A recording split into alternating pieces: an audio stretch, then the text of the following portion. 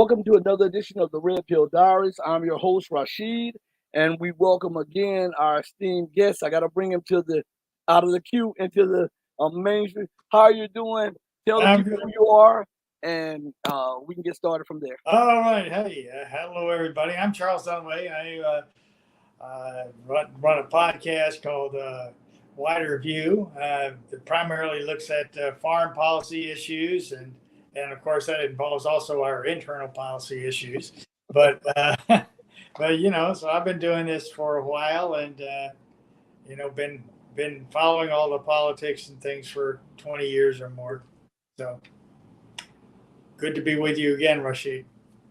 I think let's just talk on a few. We'll get started slowly, and then we'll get into a whole bunch of issues. But what is up with the Biden administration? It seems like no policy is sound. It seems like they have irrational public officials. It seems like not just the Biden administration, but being that it's the presidential administration, we talk about that. But it seems like it's the whole thing from the Congress to the justice system, everything. What is going on with America? Sheesh. That's a big question. Well, let's start with the Congress because Congress has been dysfunctional for a long time. The Congress now and then they do something bipartisan, like this so-called Inflation Reduction Act. But basically, bipartisan means I'm going to increase military spending. I'm going to give more money to Israel, I'm doing something that's going to really benefit the corporations, but I'm telling you that it's going to be for you. Anything really that would be meaningful to the American people, that would help our lives get better, would help people live. Nah, forget about it. Can't get it done. Can't get it done. The administration, I think we were really we went through one president who clearly was unprepared for the job, whether he, we can argue about whether he did well or not, but he was not really prepared for the job. He did not have the requisite experience. And now we move to the president that has probably more experience than any president. This guy's been in Washington for 40 years, but unfortunately, that's about 20 years too long. The guy's not, it's pretty clear that he's not functioning, fully and emotionally and mentally functioning. He can't remember where he is half the time, and he can't even read off the teleprompter accurately. He doesn't know whether he's already shaking somebody's hand or not. He looks around to try to shake hands of people that aren't there. The guy really is not playing with a full deck anymore. We could argue about how full the deck ever was, but not anymore. And in the judicial system, along with, I think, the whole intelligence apparatus, the security state, if you will, has become so politicized that it's no longer really doing any kind of, actual justice functioning. It's not really doing its job. It's just scoring political points. I don't know who's running the country, Rashid. I really don't know. Because the people that are standing up in front, like Anthony Blinken and Jake Sullivan, particularly on the foreign affairs side, these guys are idiots. You can tell these guys have no clue. They say the most outrageous things. They obviously have no idea what's going on anywhere in the world. It just, somebody back in the back room somewhere is, or maybe several people who are not even agreeing with one another, are able to affect events. Like I would wager that nobody in the White House knew that the FBI was going to raid Mar-a-Lago. I bet nobody knew it. And probably nobody knows what's going on in Ukraine anymore. Nobody's going to tell anybody the truth about what's going on. Let me stop you right there because it's something that you said that I wanted to get on. um, and you're saying that it seems like nobody's in charge, or you don't know where the adults are in the room. Isn't that like saying that America is a rudderless boat that's just being swayed here and there by the waves? Whichever the waves move, that's the way the boat goes. And sooner or later, if you have a boat like that, it sinks. Oh yeah. Well, yeah, I do think that we are on the last days of the empire, but I don't think. I mean, and I think where we are though is a place where it used to be that we had presidents who at least would give the impression of running things, and who at least could maybe now and then stop the mechanism of the state from going in the wrong direction too fast. Uh, like for example, with Barack Obama did not bomb Syria, because he let Putin bail him out, but and Trump really did not want to get involved in other wars. That was just his instinct, and one of his good instincts. Uh, but Biden really, I mean, I don't think there's any control left. I mean, it's as though somebody let go of the wheel of the ship, and it's just going whichever way. But now, then you have to be concerned about one thing though. It's not going where, it's not responding to the wind, not all the wind. It's responding to the people who have established some power in Washington, who are able to get certain mechanisms of the state to operate in their favor. It's not running for you and me. I mean, we're not going to be able to like steer the ship of state, in a right direction because we've got no power. And people who have the power are not going to give us any. They're going to keep it all for themselves. But I think what you have here is several different interest groups within the Washington establishment, and which means the Wall Street establishment and the military industrial complex and the people who are actually the powers behind the scenes. They have different ideas about where they want to take the country, and each of them seems at this point to have another certain part of the mechanism of the government under their control, and so we run off in one direction and then run off in another direction and go. I mean, it's chaotic. But that's no sound policy, and especially for the so-called global empire or the global hegemon. And what it looks like it's doing it. There was an old saying: "He who defends everything defends nothing." And it seems like she's all over the world trying to tell other people what to do and talking about defending democracy and freedom, while democracy and freedom rots at home, and she implodes socially and economically and politically at home, and around the world she's alienating foes and friends alike. How can you maintain your position globally when, especially when your economic side is in a tailspin down? Well, the answer, of course, is that we're not going to maintain our position. I mean, there's clearly the U.S. days as the global hegemon are over. I mean, we're going to be, but it's like the wounded animal. We're going to fight for a while. We're not going to just give it up and lay down. We're going to fight for a while, and so we're going to see us thrashing around. Trying to, like now we're trying to pick a fight with China over Taiwan, which we agreed. What was it, 30 some odd years ago, 40 years ago, we agreed that it was really part of China. But now, now we're saying, oh, no, can't have that. And this whole thing with Ukraine, I mean, that's crazy stuff. I mean, what we've really done now is, and it's only a matter of time, I think, till the European countries realize what we've done to them, because we've encouraged them to cut off Russia, cut off Russian oil, cut off Russian gas, cut off Russian wheat, cut off everything Russian, including the music and everything else, and what's going to happen to them? They're going to go right down the tubes. I mean, Germany cannot continue to be the industrial powerhouse of Europe with no power. Right. Not happening. And I think we have people here trying to blame this on green energy, and that's a part of it, yeah. But I mean, the main part of it is this whole anti-Russia nonsense, and that's what's really caused the problem.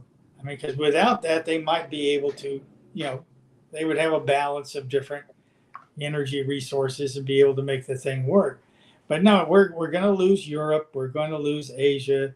Now we're going after Africa and putting a lot more, troops into Africa. But then you see what's going on is what we're doing is we're putting troops into Africa and more military equipment, and we are making deals with these corrupt military leaders of these African countries, and what's China doing?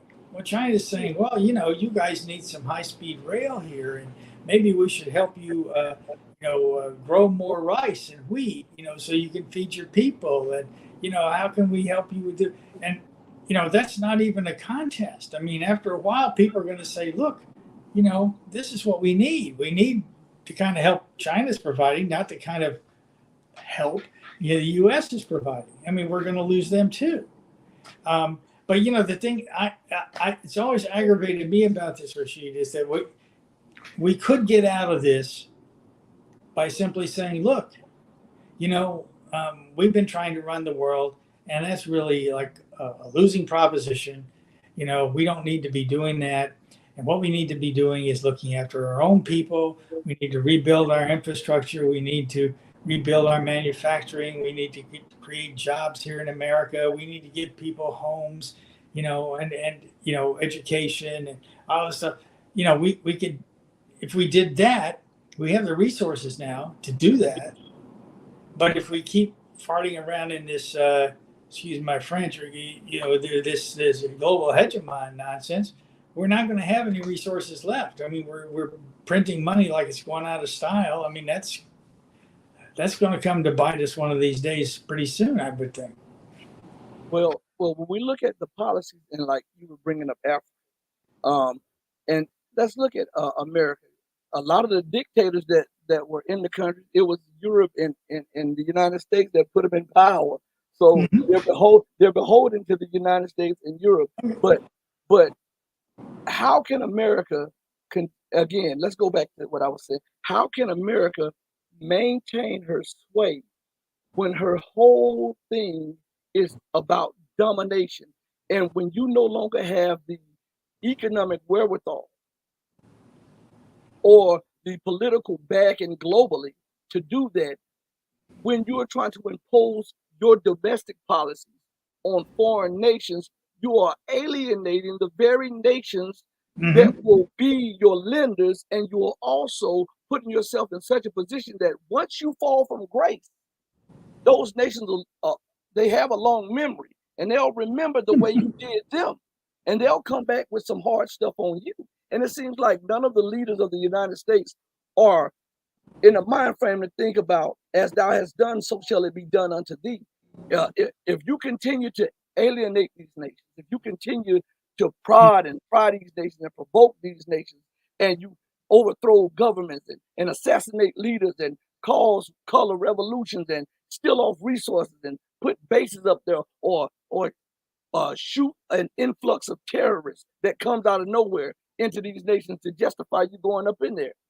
When your economic situation becomes even more dire and you can no longer afford to project power or to send troops globally, these nations will not forget the way you're doing it. As a matter of fact, all we have to do is look at Latin America.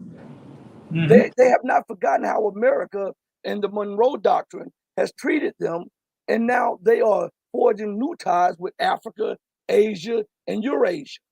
And it's to America's economic, political, and geopolitical detriment.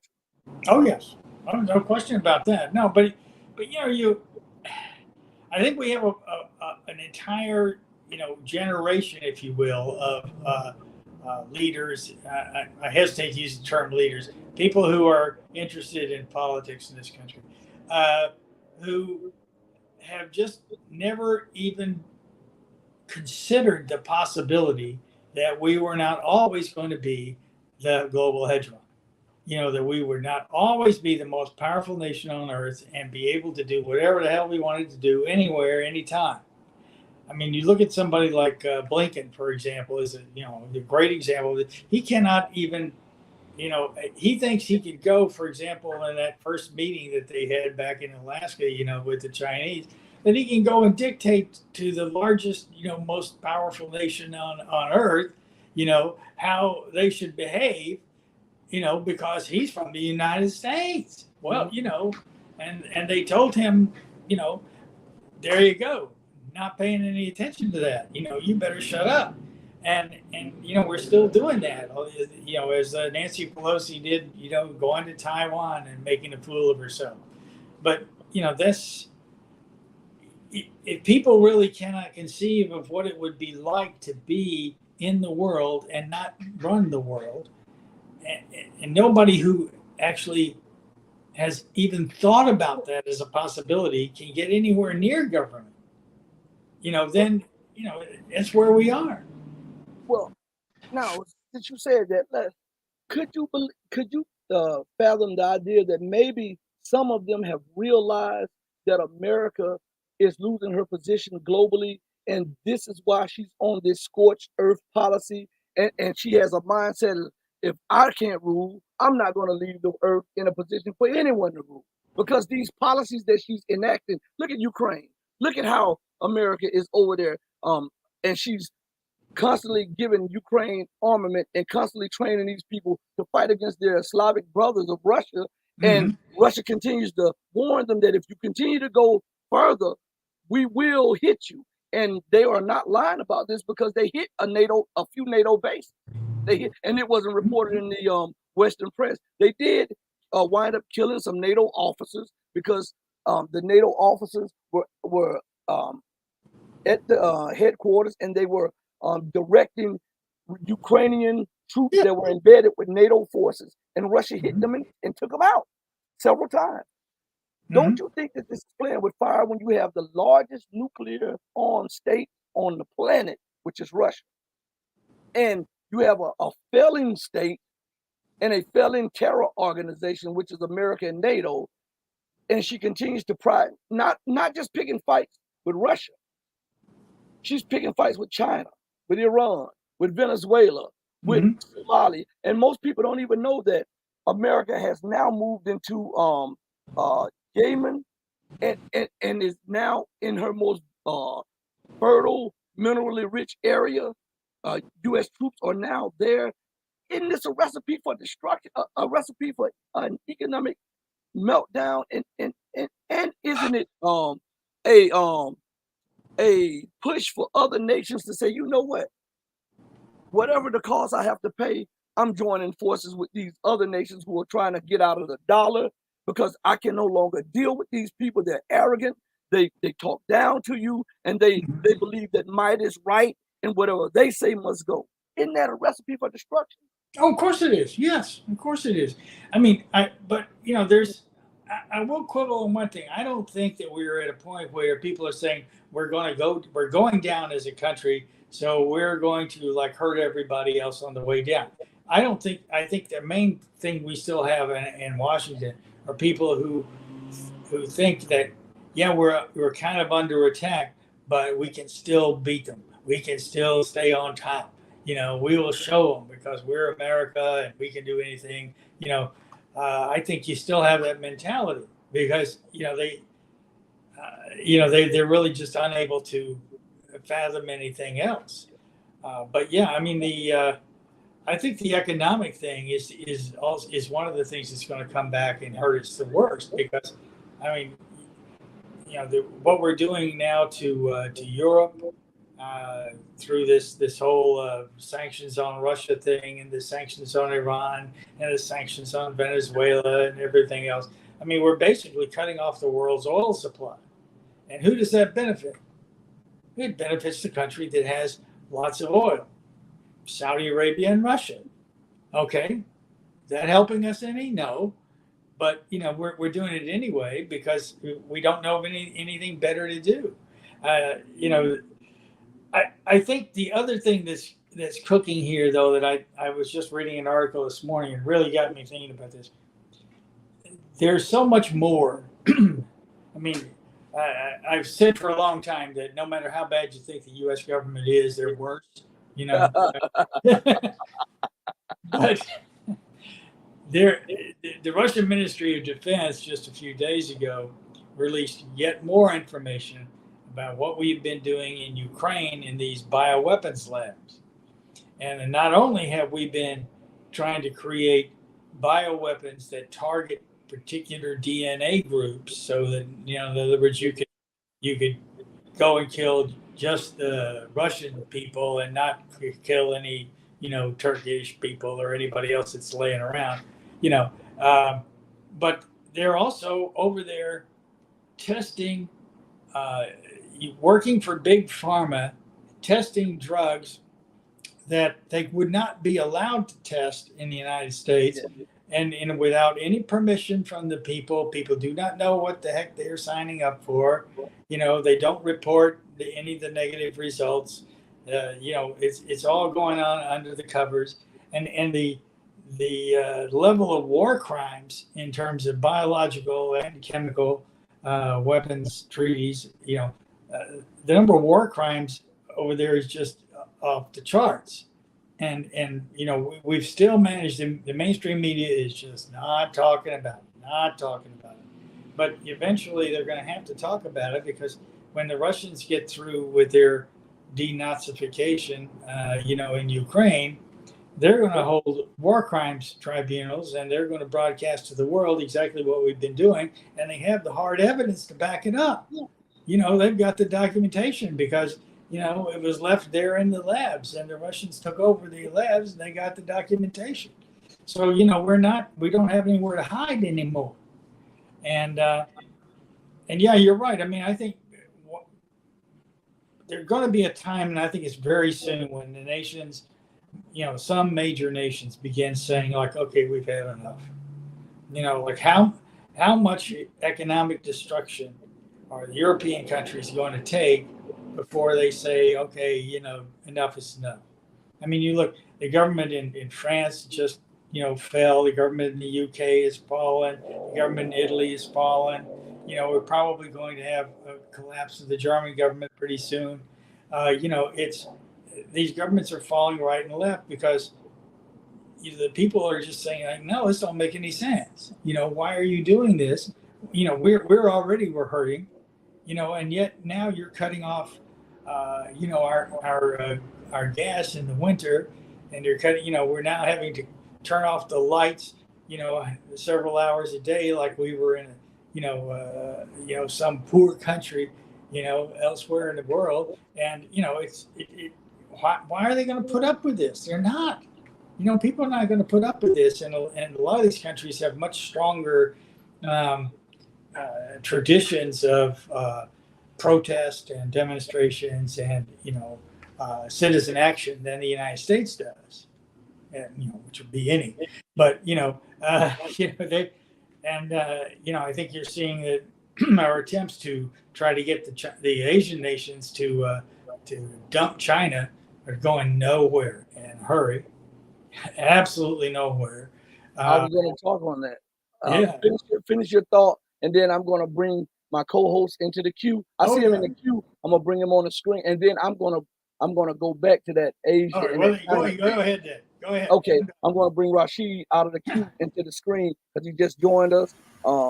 Add him to the screen, and so from that point on, I want to go back to something on this Chinese and American geopolitical game, chess game. Now, America. Now look what she's done. She sent a delegation to Asia before Nancy Pelosi, and was it the Shangri-La conference or something like that? They were over there causing trouble, trying to divide the Asian nation, and then we see that after China sent a delegation to Africa, and then Russia sent the delegation following. Now we see Blinken over in Africa. Now, my thing is this. America is waging war. Now she's in the semiconductor. She's passed legislation on the semiconductor thing, which is absolutely technological suicide for America, which is mind blowing to try Mm-hmm. to sanction China when China is the largest funder, the largest manufacturer, the largest investor, the largest everything, Mm-hmm. and you're going to try to sanction China because now China is almost fully independent in the semiconductors and the microchips now, and at the same time you are attacking China in Asia by provoking her with statements at these conferences over there, and also trying to get nations on your side, the AUKUS, the Quad, and then the provocation with Taiwan, and the media is missing out that she's also provoking China and Russia in Africa because America is now demanding a military base in Nigeria and other African nations that supply China with oil, and these nations just so happen, quote unquote, they just so happen to do trade in yuan, and China is investing in these nations, and they're now being flooded with so-called terrorist organizations and U.S. military bases Oh yeah, behind it. there we go. Mm-hmm. Where if she continues to do this, because she's doing it in Europe, she's doing it in Africa, she's doing it in Asia, she's doing it in Latin America. When does China get fed up? And when China gets fed up with it, what are the repercussions for the American populace here and the American empire globally? Mm. Well, interesting question. Yeah, I think that's what the politicians always say when they don't have the answer. Interesting question. Glad you asked that. Uh, but I think we're going to see something. I mean, this whole issue of Taiwan is just not going to. The Chinese are not going to put up with any of this malarkey about Taiwan. I mean, what people don't realize. I mean, you've got to think about history. And it's like say people have long memories. The Japanese, when they took Taiwan and they used it basically as a base to invade China and to continually to attack China, while they were trying to take it over. I mean, they're not going to allow the U.S. to turn Taiwan into a U.S. military base. Not going to happen. What they're going to do basically is just retake it. They're going to liberate Taiwan. And the other thing people don't realize, I mean, Taiwan really, we had the Chinese, the Kuomintang. You remember them? When Chiang Kai-shek was trying to take over China, and of course lost to the communists. But he had this group called the Kuomintang, which was not incidentally the major drug dealer in that part of Asia. And, so when he ran, tail between his legs to Taiwan to try to save the rest of his troops, I mean, of course, Mao and the communists were going to go over there and wipe them out. But the U.S. Navy, basically intervened at that point and, made clear that they were going to protect their drug lord asset, and keep that safe. And that's really, Taiwan is not fully a part of China now because the U.S. intervened. That's right. And so, it's time they're going to take it back. But, I cannot see, any of these other countries in Asia going along with the U.S. program anymore. I mean, other than the Australians, which are basically a puppet regime of the U.S. anyway. But, they're not going to go along with it. There's nothing in it for them. They can see, like, here's this huge country that, can supply so many of their needs, and it creates such a huge market for them that's so easily available. It's right there. I mean, why would they stop that in order to do, theoretically do business with the United States, which, cheats, lies, and steals all the time, and is really only interested in them as a military outpost? I mean, what? I don't think the people that are running these nations are that stupid. I mean, they're a lot of them are biding their time because they want to make sure that they're protected, Yeah. before they make a move. But once all we need is one domino, if you want to go back to that technology, one domino to fall, and they're all going to say, "Yep, I'm done." They're all going to go along, and so it's just a matter of who's going to be the first one to have the guts to stand up and say, "No, we're not handling it. We're not taking it." Back to my point. Then I'll let Rashid chime in and let him ask Yeah. you a few things. But back to what do you think the military ramification of this would be? And what do you think? I don't even know what that sound is. What do you think the military ramification is? They just, they did like 19 war games, and each war game showed the situation getting precipitously worse each time. They just came out with a new war game, a result most people aren't aware of, that the Pentagon just conducted roughly like a week ago. Um, and in this war game, the Yeah. United States not only lost quicker, but her losses were of a size that she had not believed, losing 75 to 80% of all her warships, almost all of her bases in that area Oh in yeah. Asia. And so, with that said, what do you think the ramifications militarily will be? And again, I have to add this on top of that. So this is two things. What do you think the ramifications of a military conflict between the United States and China will be? And don't you think that America is putting more impetus on the Chinese conundrum because the ASEAN, the Union, the ASEAN organization, does the majority of their trade in yuan? India and Russia introduced, even though India keeps prying at China on the side, but India and Russia just introduced straight nation to nation trade, but the trade is done in yuan, Yeah. and you see more nations doing cross border and nation to nation trade in yuan, and China is not advertising it, but more and more nations are switching from the dollar to the union pay system. Based on the Chinese yuan, which rivals Visa and MasterCard, which rivals SWIFT, which rivals the euro and the dollar. What are the ramifications of that? And also, what are the ramifications of a direct military conflict? Well, let's go back to military for deal with one at a time.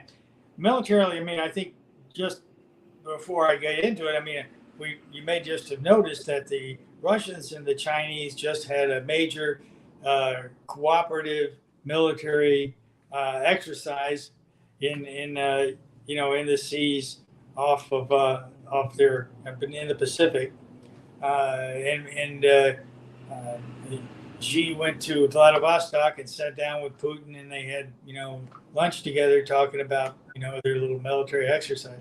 I mean, what you have here is a situation where the U.S. First of all they've shipped so many weapons over to Ukraine now. And all the European countries have shipped pretty much all of their weapons over to Ukraine. And the theory, I think, behind that was that the U.S. military-industrial complex was going to make $1 bazillion replacing all these weapons, right? Well, I think we have two problems. I mean, one is that the U.S. military-industrial complex does not produce quality weapons. Right. Right. In other words, if you've got, if your military corporations run the government instead of the other way around, they don't have any incentive to provide a quality weapon that meets the operational requirements of the military. They just produce something and military buys it, and if it doesn't work, they spend more money to try to get it to work.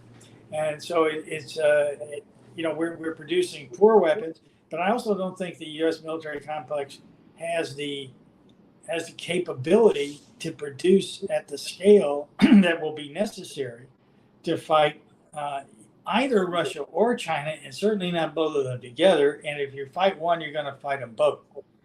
Um, so I think what you're going to end up with, and we also don't really have the armed forces in terms of the depth, the number of troops and so forth.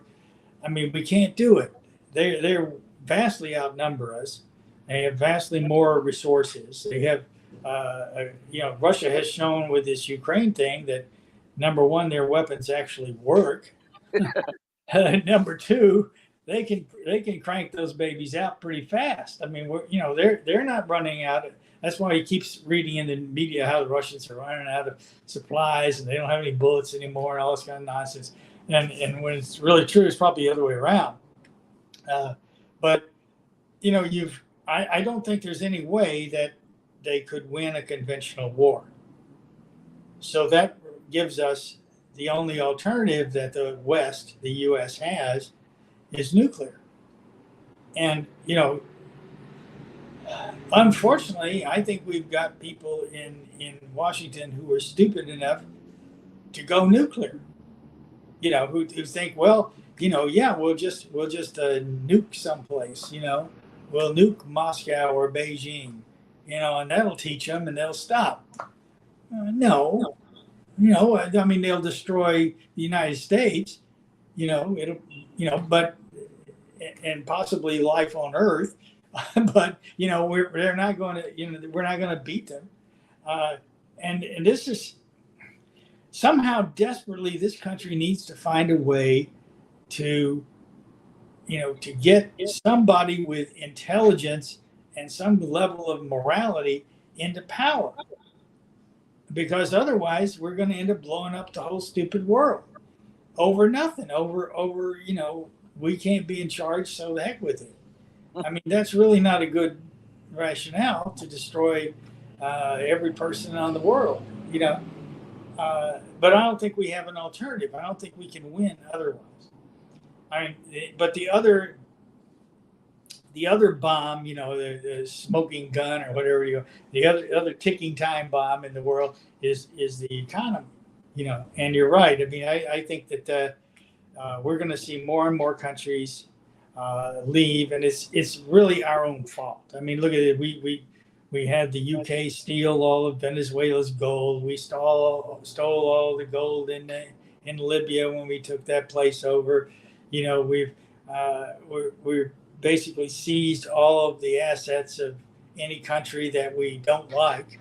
Russia, Iran, whatever, Venezuela, we just seized their assets from our banks. So why is anybody going to keep their assets in U.S. securities or in U.S. banks? I mean, that's just suicide. That's ridiculous for anybody to keep doing that. And, the only thing that's keeping them there now, I think, is that they don't want the market to crash because they get out too fast. There should be too much sales and they could crash the market. But, people are, this is not sustainable. You can't just say, put your money in my bank and I'll steal it if I feel like it. No. Well, I'm going to let Rashid ask you a question. I'm going to let him interject on it. I don't want to hog the whole show, but I have a whole bunch of questions that I know I want. You always do. So Rashid, go ahead. What I think is a lack of first of all, greetings to you. A lack of leadership of America. Under Nixon and Henry Kissinger, they were wise enough to keep China and Russia apart. Now you got these what Pepe Escobar call him, the crash test dummy, pushing them two together. Yes, it is. That's the main problem with America. The leadership is brain dead. Even with Obama and Bush, you roll them all up together. They talked about Nixon real bad, but he was real sharp. No, Nixon he was probably the last president who was sharp in terms of foreign policy. I don't think anybody after that. And as you was talking about the American military is based upon stealing from the American public. As you said yourself, they can put out something that don't work. You can't go to China and Russia and put out junk. Especially in China, you get a bullet in the back of your head. So what they put out must work. And America, the aircraft carrier, that $10 billion or whatever it is, a $1 trillion aircraft carrier that they put out, the elevators don't work. The F-35, the gun don't shoot right. It's something on the level of the Three Stooges, right? Yeah. Slapstick. And don't forget, Rashid. Hey, Rashid, don't forget that the F-35 can't fly when it's raining or lightning, remember? Oh, no. Yeah. It is a comedy of errors. And you're going to go and fight. As you said, China produces everything. 93% of all of the goods in Walmart come from China. So if you're going to go to war with China, do you think China going to still send you goods and services? No. They're going to cut it off. It is, as I'm saying before, the leadership is brain dead in America. Yep. I want to read this. I want to read you something. This is from Russia Today, and this is the headline. It says, Russia and Turkey reach deal to ditch dollar in trade. Ankara agrees to pay for some of Russia's natural gas supplies in rubles. And this is something else before I go into the article. When Erdogan was in Russia, they also agreed that Turkey would use the ruble side by side with the Turkish lira in Turkey, and that Turkey would join on to the Mir pay system, which means that Turkey could blunt some of the U.S. and Western sanctions and stabilize its economy and bring down a little inflation and also stabilize its currency, because they understood that America was targeting them for trying to have a somewhat independent policy. But the article goes like this. Russia and Turkey have reached an agreement in principle to switch some of the payments for Russian natural gas to rubles as part of deepening trade ties between the two countries. The Turkish Energy Ministry announced on Thursday.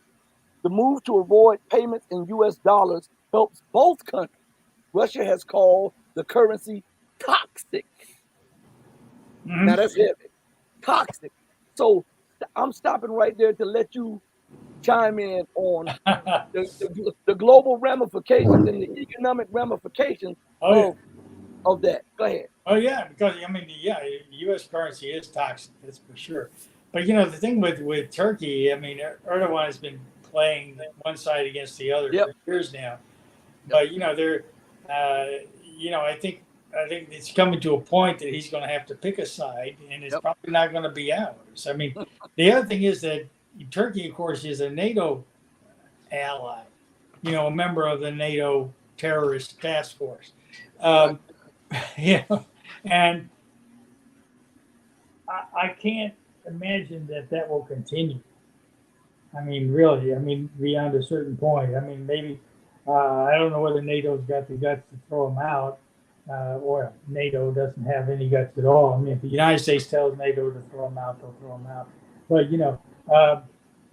But, but how are they going to keep, Turkey and NATO if they're really, abandoning the U.S. dollar, abandoning the U.S. Military equipment, buying S-300, 400, whatever it is from Russia, all this kind of stuff. I can't see that continuing. Only past a certain point. But all of NATO basically is which is the EU, pretty much the same thing. I mean, they're all headed for economic collapse, every single country there, because the U.S. is pushing them into collapse. And part of the reason for that is they don't want it. It comes down to money. The U.S. does not want the Russians to be able to profit off Europe. They want to profit off Europe. They'd rather ship LNG from non-existent ports, to on non-existent tankers to Europe, rather than let them just open the pipelines and let the stuff come from Russia, which makes perfect sense to anyone, but they won't do it. I mean, how much more are they going to pay to have all that LNG coming over from the United States? Well, they're going to go bankrupt. If they go down this path, they'll all go bankrupt. They can't afford that. They can't afford to replace what they were getting from Russia from the U.S. Not happening. Won't happen. Can't happen. And you see the same thing is going on now with Russia and Iran. Russia and Iran are getting closer. Iran is going into the Shanghai Cooperation Organization. The Iranians just launched a satellite, by the way, with Russian technological assistance. So, isn't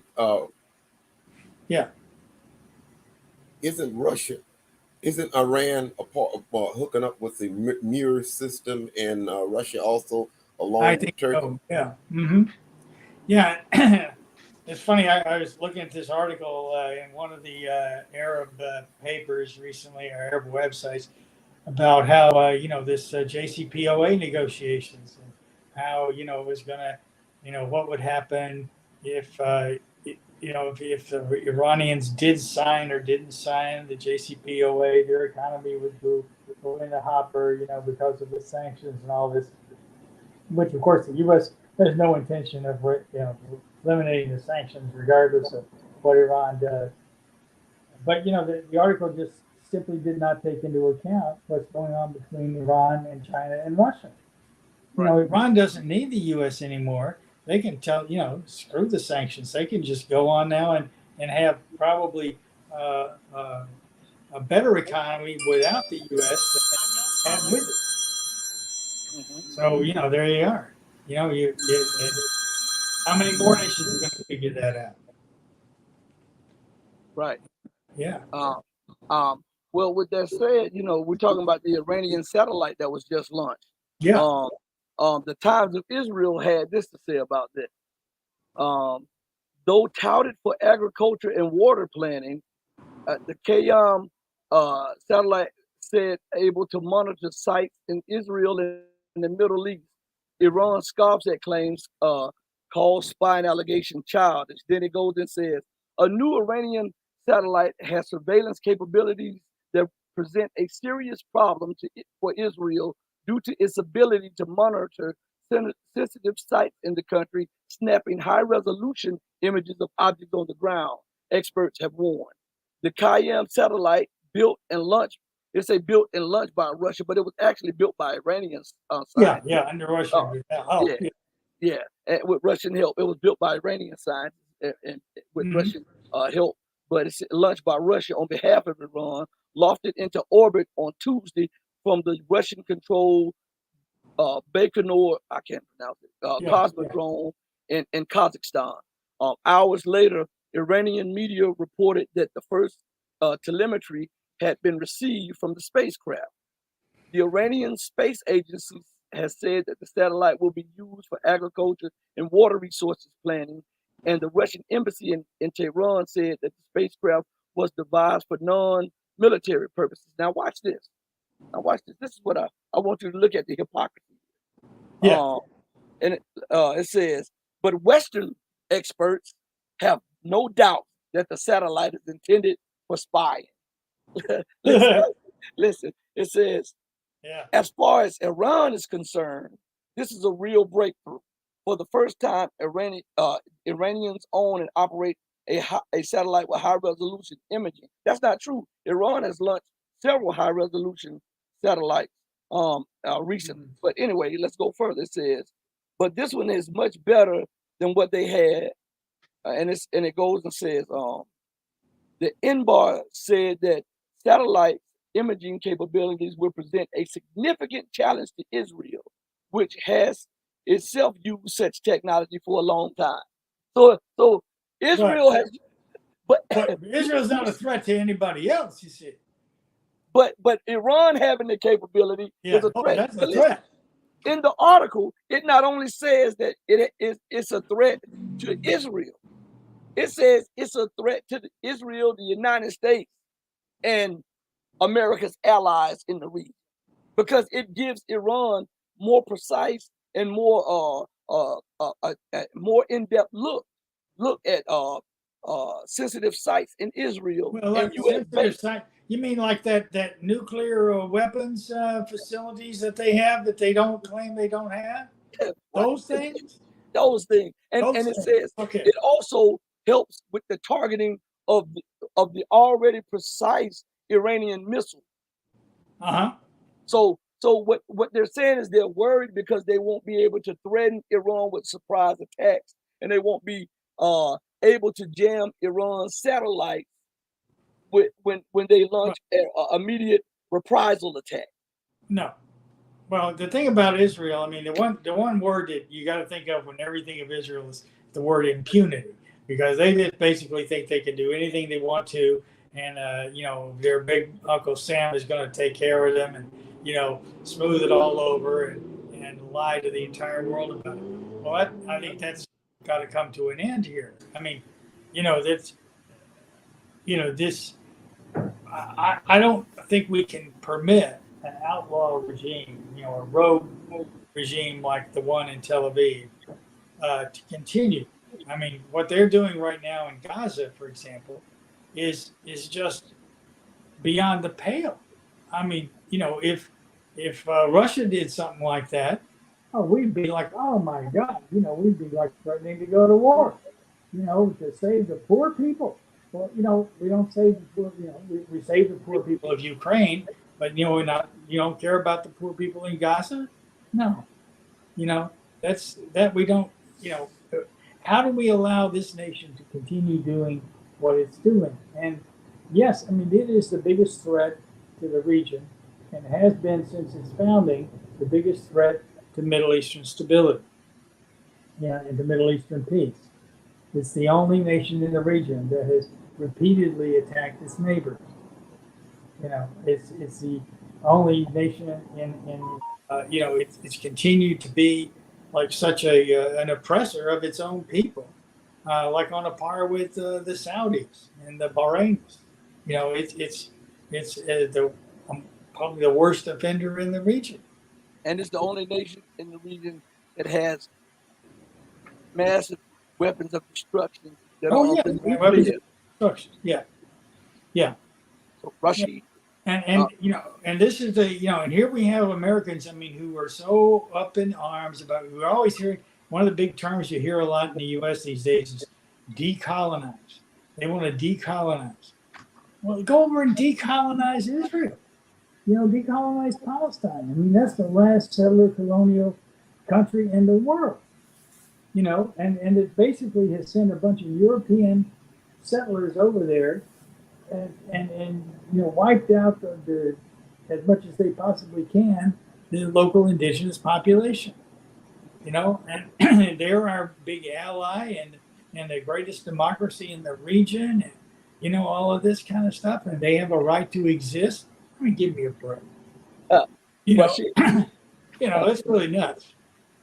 Rashid, I'm gonna let you talk, but I gotta say this to the algorithm that of YouTube before they we are in no way advocating against a particular race, Oh, a absolutely particular not. ethnicity, No, no, no. or anything like that. We are just talking geopolitics. So please, do not spin the channel. We're having a grown up dialogue, and we're looking for solutions to problems that are all in the world. So I have to say that, and the reason I'm saying that is because I was Rashid and I, we were actually kicked off of YouTube for an interview we gave that was not even on YouTube. We had an interview with Scott Bennett, and interview with Scott Bennett went into all kind of. I mean, he went into so much, and he had uh, a stack of papers with everything he was talking about. And someone, I won't say you, I say the algorithm went into a private video for the Patreon, and they suspended me and Rashid off of YouTube, for Patreon video. Yeah.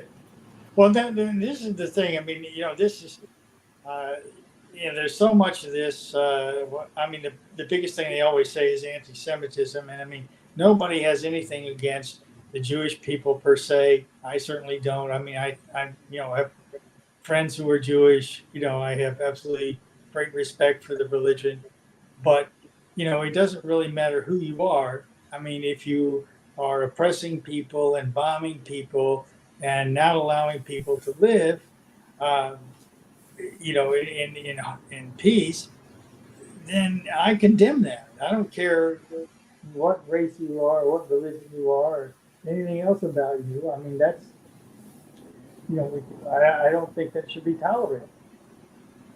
Rashid, I know you have a question. Well, everybody keeps talking about, if he go over to war with China, but if he go to war with Iran, they can do the same thing. They can hit all of American bases. I mean, it makes no sense to, plot and scheme that you go to or get rid of these countries and stuff when they can do the same thing to you that you can do to them. Yeah. Once again, insane leadership. It's just insane. But we were talking about this earlier. I mean, is there anybody? And I thought about this. I think about this every time we get a new president and they have to name their foreign policy team. Is there anybody in the foreign policy establishment in this country that you could name who actually has their head screwed on right, who has an understanding of the United States cannot continue to be the global hegemon, that we really need to back off and stop threatening the entire world with military action, and pull out? I mean, you don't have anybody who actually thinks that way. It's been that kind of thought has been suppressed, I think, in the academy, for many generations. Nobody thinks that. And, because they know that if you think that, the CIA is going to eliminate you probably. So, you're not going to have a shot. But I mean, people don't even think in those terms. They don't. They just think like, not even. No. They don't have a Henry Kissinger. They don't even have a Baker who was under Bush. No, I mean, even he was a diplomat. No, but even somebody like probably the scholar right now who's well known, who I appreciate to some extent, is John Mearsheimer, who's one of the few who will tell the truth about Russia and Israel and some of these other nations. But even he is an exceptional American exceptionalist. He just believes that we're not doing it the right way. That we need to employ a smarter strategy, which again was what Kissinger was saying to do. But it's like, to me, it's like the problem is that you think you're better than everyone else and that you should run their lives in their country. That's the problem, not the technique that you're using to accomplish that goal is not the problem. The goal is the problem. And can't they see that these insane policies is actually leading to the implosion of dollar hegemony and the economy? As a matter of fact, I want to play a clip. This is from Jim Rogers, and this is what he had to say about the connection between the Ukraine war and the position of America's finance right now. I just want you to listen. It's about 2 minutes. So before I do that, let me see if I got the disclaimer, because I don't want any problems with these people. The algorithm, because the algorithm will come after us, and it'll come after us hard. So, okay, here's the disclaimer. Let me play the disclaimer for like 20 seconds. Hold on. Will it allow it?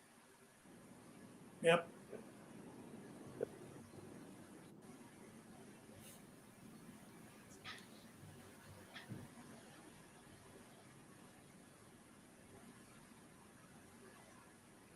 Now, this is what Jim Rogers had to say about it. Is that a territorial concession? That's what the Ukrainians would say. But is it in the big scheme of history? Probably not. And that's obviously a matter of perspective, and a valid one at that. Would you say, though, that that is how this conflict gets resolved, if you were to speculate? Well, we certainly have to do something. As I said, it's a foolish war. It's costing a lot of people a lot of money and lives, of course. So somebody's got to figure out whatever we have to do, let's solve this problem.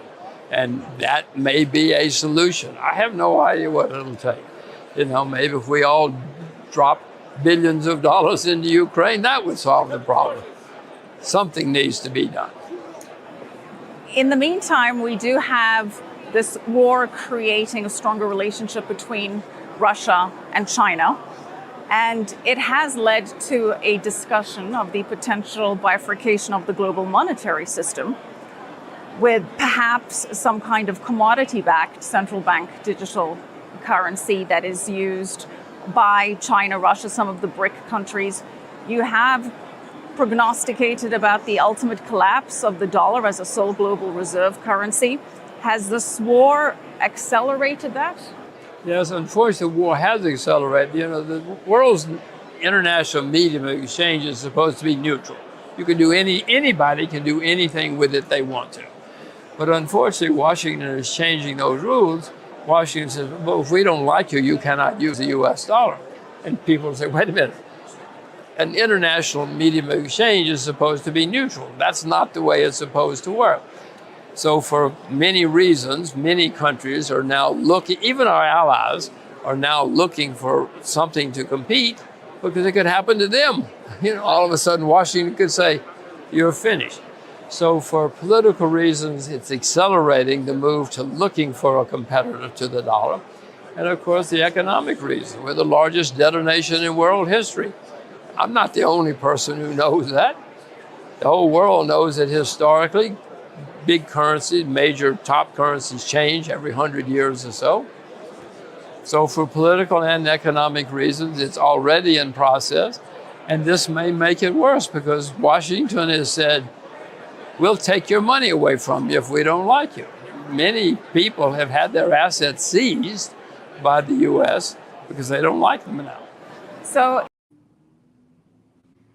yep. In words, this is what he was saying. He was saying that the Ukrainian conflict has started a stampede away from the dollar, not only with Russia and China and Asia and Africa, but with America's allies also, because what they were watching America misuse her power of having the world reserve currency. And when she dislikes you, she just freezes your assets and steals them and justifies it. And it can happen to anybody at any time. So he was saying that the collapse of the dollar was already underway. This just sped it up. And she made a point to say that America's actions in Ukraine also solidified a economic and political and military union between Russia and China, and this is also speeding up the decline of the dollar. What say you on this? Well, I think he's absolutely right. I mean, I don't think there's any question about that. I mean, but one thing I want to parenthetically here is that it's not the Ukraine conflict that's causing the problem. It's the U.S. reaction to the Ukraine conflict that's causing the problem. Because the U.S., of course, fomented this problem. They're the ones who caused this problem by pushing NATO expansion, by having a coup, in Ukraine in 2014, by encouraging the Ukrainian, government to attack their Russian-speaking provinces, et cetera, et cetera. I mean, this is the U.S. This is a U.S. created problem and this whole thing about the seizing of the Russian assets, the sanctioning of all these things, the seizing of all this gold, as we discussed before. They've seized from Venezuela and Libya and Iran and everywhere else. I mean, when it was Venezuela and Iran and Libya, people could kind of go, well, all right. But Russia's a major player on the world stage. If you're going to try to do it to Russia, number one, it's going to backfire on you because obviously, the Russian ruble is the strongest it's ever been, and the dollar is plummeting right down. And yeah, and the second thing is that everybody else is going to say exactly what he's saying there. My money is not safe with these people. Yeah, and I think we've been doing this for a long time. We've been just continually printing money. And when you think about, I mean, I think the other thing you have to think about why is the U.S. having to print money? Well, first of all, you have to look at the $1 trillion we're spending on the military that probably don't need to spend more than about 10 or 20% of that, in order to actually protect the United States, which is supposed to be the goal. But the other part of this is we cut for the last 40 years. We have cut taxes on the wealthy and on the corporations. Make that 70 years. Taxes on the wealthy and the corporation, and and that's why we don't have any money. It's like I keep thinking about this. Is like, as we have these people in Washington that would think like, well, honey, we can't afford, to get a new car this year. Why don't you quit your job? I mean, that's the logic that we're saying. Is that we keep saying, well, if you quit your job, we'll somehow get more money. If we cut taxes, we'll get more revenue. Well, no. I mean, it doesn't work that way. And now we're out of money. And so, and I think the Democrats would like to say, well, that's why we can't have the good things, like the health care and whatever else. Of course, the Democrats really don't want that anyway, or they would have done it already. But, the reason we don't have it is because we cut off all the revenue. Well, let me play devil's advocate on this issue for a second. Why does America? Why does her leaders or politicians believe that they can dictate to the entire world? They can go around and meddle in everyone else's business and threaten war and wage war, destabilize governments, overthrow governments, and then at the same time print money, because what printing money is exporting inflation around the world and other people having to pick up the tab. Why does she think that she can continually do that, and other people will, especially the nations that she is holding the proverbial gun to their head, why does she think that they will continue to loan her money to fund her military machine and her insane global policy? Well, she's been doing it successfully for quite a while. I mean, you have to look at that ever since, and we started it, I think, after the end of the Second World War, and it got a little hiccup there when the Russians got the atomic bomb, and we started having that Cold War analysis. But once the Cold War was over, in the early '90s, I mean, we were like in charge. We can do anything we want. We've got no rivals, right? So we can do whatever we want. Why should we have to actually pay for the things?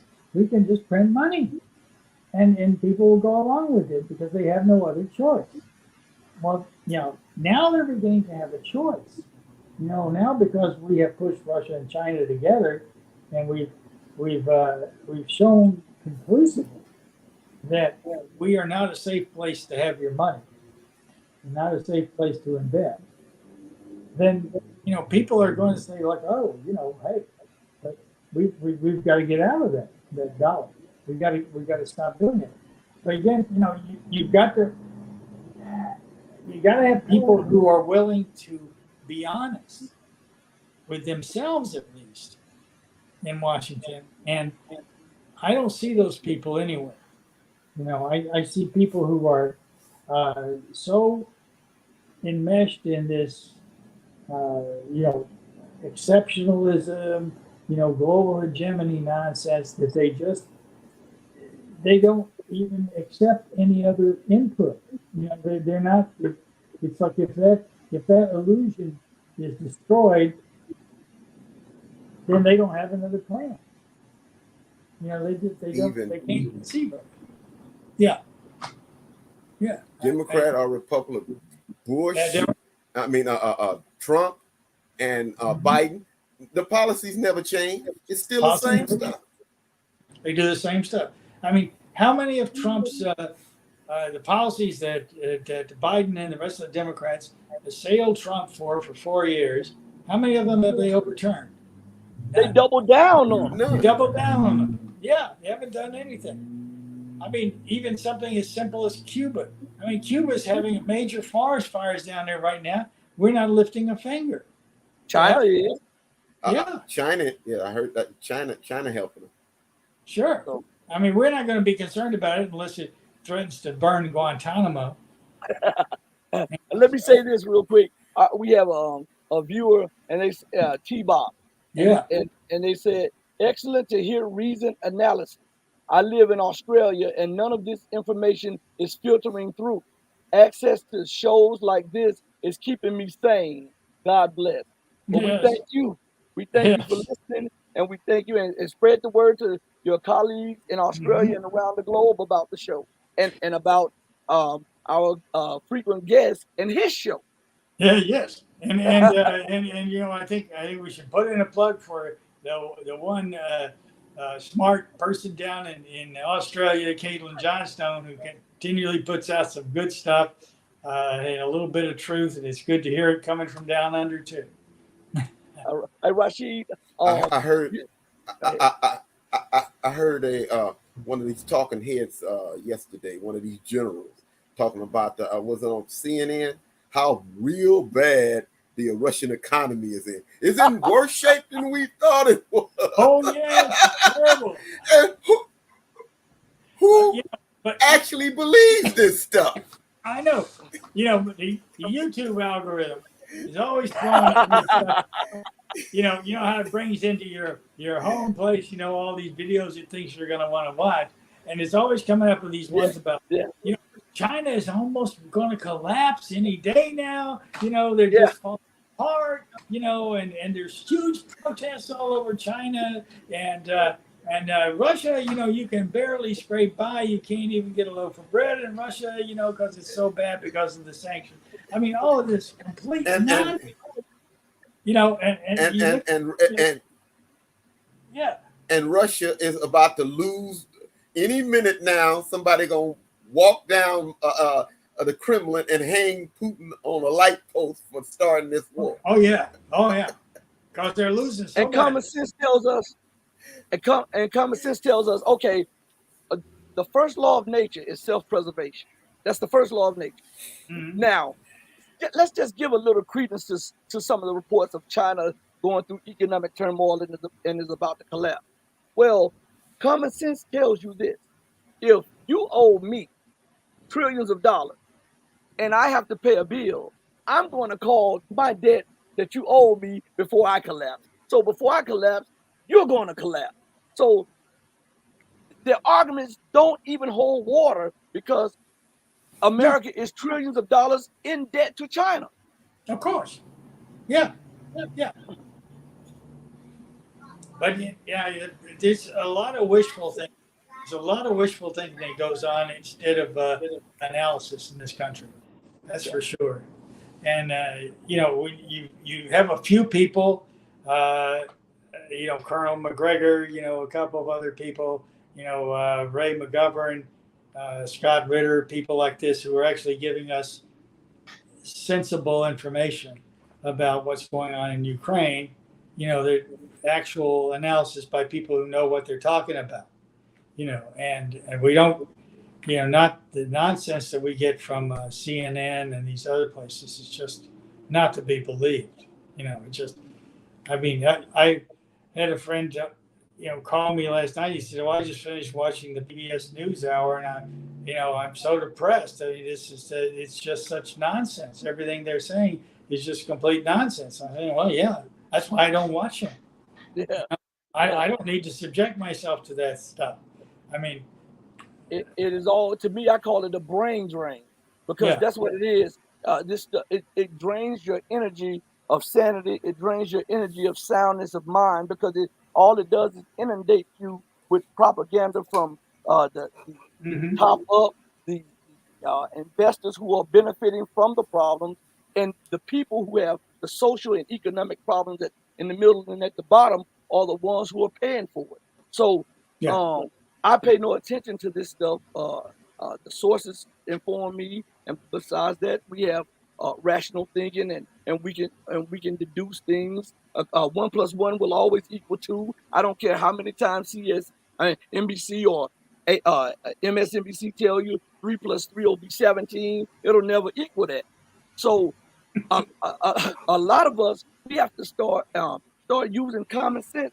And there was an old saying that common sense is not so common today, and that is a true saying, because people, they get so taken by being beat down mentally by what they hear over and over again. You know, when we were banned off of YouTube for a while, right? When we were banned off of YouTube for a while, what I did, I took that time to reflect on, and I took, because they didn't just ban us off YouTube, they banned all platforms, all of them, right? And within a 24 hours. So this was a concerted effort to keep the show and also to keep us from gaining viewers and subscribers and everything. So what I did, I took a break from all of that stuff, and I was refreshed. So today I've done 2 shows refreshed, because I didn't have to inundate myself with all the garbage that is spewed out on a minute by minute, hourly basis by not just U.S. news, but Western news. Yeah. What say you, Rashid? Well, I agree. Yeah. You know, some of the stuff that they put out is you be sitting up there wondering, what are they talking about? Everybody is stupid. Nobody got a brain. You can't think straight. Some of the stuff that they be saying, it just most of it is nonsense. It's outright lies, or it's talking about something that ain't relevant. How big her boobs are, how big her butt are. Who cares? Or it's it just don't make any sense. Yes. No, but the reason that they ban people off, like you, off YouTube or Twitter or whatever it is, I mean, and the reason that you don't hear any kind of thing from mainstream media at all is not because the thing isn't true, but because it is true. Because what they're saying is true. I mean, if they weren't so concerned about us finding out the truth of, let's say, what's going on in Ukraine, they wouldn't be they wouldn't be canceling everybody who's telling the truth about Ukraine, or who doesn't follow the standard line. I mean, they wouldn't be doing that. They wouldn't need to do that, because they would have the authority of actually having the truth on their side, but they don't. So they have to prevent anybody from calling them out on the lies. Because if people began to really think about these things, and after you begin to say, well, wait a minute, now, what they're saying just doesn't make any sense, because, like you say, the 1 and 1 is 2. You keep looking at these things. I mean, you have to ask yourself questions like, why would, the Russians or Assad or whoever it is do such a thing as this when they were winning anyway? Right. Why would they be gassing anybody, or why would they be blowing up their own prisoners of war so that then they have to send them to the hospital and pay for their treatment? I mean, no, they're not doing that. And then when somebody like Eva Bartlett, for example, is showing these little what do they call them, butterfly bombs or something like leaf petaled bombs, where these things look like little toys. They're lying more than this big, and they're lying all over the sidewalks in Donetsk, because the Ukrainians have just dropped them like crazy. And if one of these things blows up, it'll take off your leg like that. I mean, why are we getting that report here? Well, because that makes it sound like the Ukrainians are committing war crimes. Yes. Oh, because they are committing war crimes. I mean, if they weren't committing war crimes, we'd be able to, we'd let that pass, let people see that report, and then we refute it with logic. Yeah. But no, it's not. You're not able to refute it. Right. Well, in closing, we'd like to thank you for coming on the show. We gotta have you back soon. Now you know that. I'm always here. I'm always happy to join you. Rashid, in closing, what do you have to say? Oh, they muted him. Hold on, they muted him.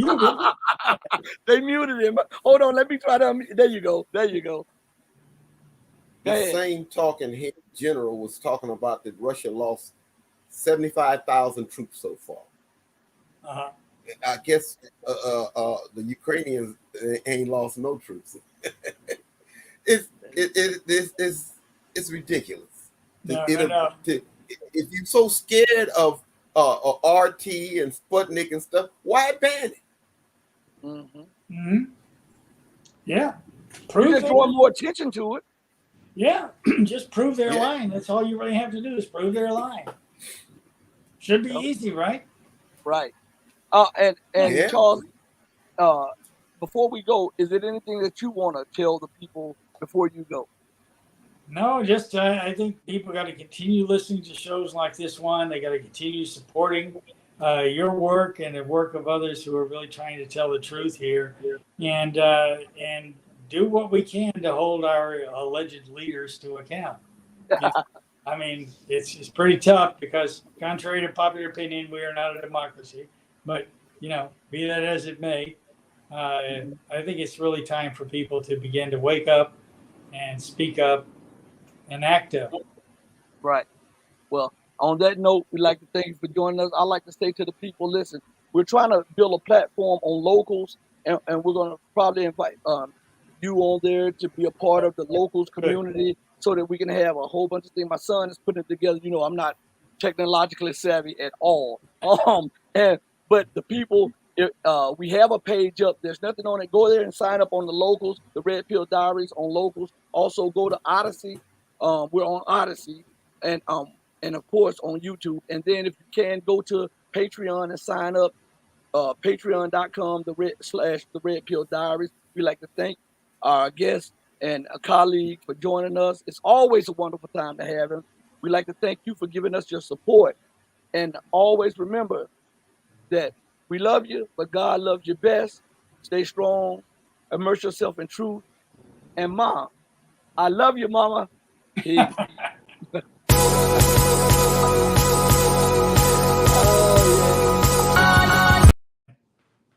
I appreciate it.